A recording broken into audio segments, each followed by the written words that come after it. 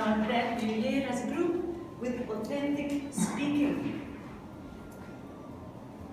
2017, it launches South Africans into a year in which the presidential race is on.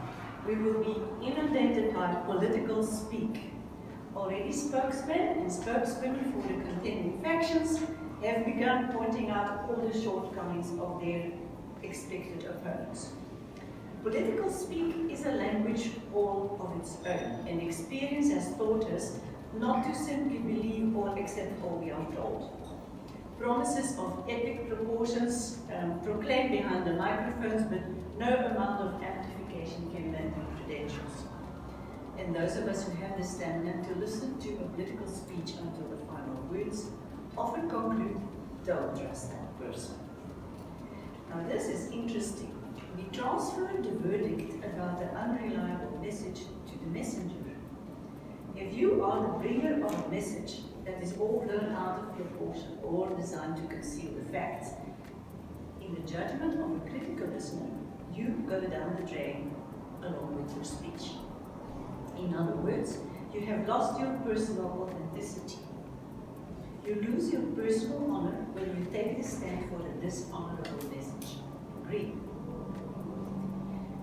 This is much worse than being caught out on a little one-line, such as croaking up on the phone, I am sick, on a last month. Losing your authenticity in the eyes of others is a blot on your personal integrity. Let's leave for now the arena of politics and turn to our business environment. Business is a different topic, but yet similar to the antics of political followers, consumer behavior doesn't follow rational rules. People may be and will be lured into shopping around, but discerning customers will in the end prefer to do business with someone they trust. As business owners, we can do a lot to attract the customers that we want for our business, and we can do this by being an authentic representative of our business, standing up for what our business has to offer, and do it with enthusiasm and commitment. Our representation is authentic when we come across as trustworthy for the product or the services that we sell. Let me give you an example of someone who didn't get it right when I was there to see it. On a lovely, overcast, cool afternoon on our beachfront, I'm strolling on the very beach pier. My brother is with me, we're in a holiday spirit, and we decide to stay on the beachfront and go for a snack. All of us here probably know what's available on that prime tourist spot. So we opt for a pleasant seating arrangement next to the ocean, and eventually we can place an order with a Thai-cooking waitress. African time on our hands. I have plenty of opportunity to observe what are the dynamics of that business. It all seems up to the one waitress who struggles to keep up.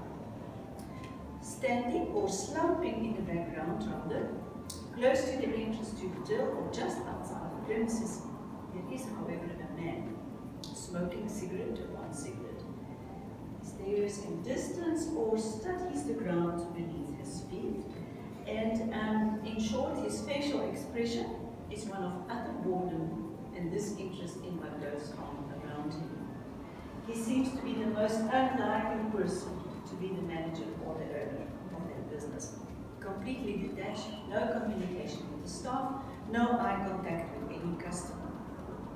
So I am intrigued when I noticed a few times that kitchen staff going to the serving counter turned to him with questions. He is then in fact in charge, but not a smile or a gesture gives away that he gives a damn. His all-in-leader actually says, I couldn't care less. I begin to feel sorry for this man, who obviously is very unhappy managing this business. Maybe he was having a very bad day. I sure hope he feels better by now. But nothing can stop me from having the impression that on this particular day, all the man's performance is the opposite from authentically representing his business. The location is perfect, and the food is such good value for money. You've all been there, you're nodding. Great burgers. We learn from this bad example that being authentic goes way beyond the words that come out of our mouth. includes the way we stand, our posture, our moves, our style of interaction. If this person would have had the non-verbals right, all he basically would have to say is welcome, or good afternoon, or thank you. Often we don't realize that others see us the way we don't see ourselves. We are not aware of how we come across. And we can all improve so much with a better awareness. And there are many tips and techniques to improve ourselves. And that's the kind of coaching that is coming up with my authentic speaking and presentation workshop. More about that in our round of referrals. But with improving these very aspects of authentic representation, with a little bit of input on self-awareness, we can improve and get such a big output. And the big output is what I wish upon all of us this year.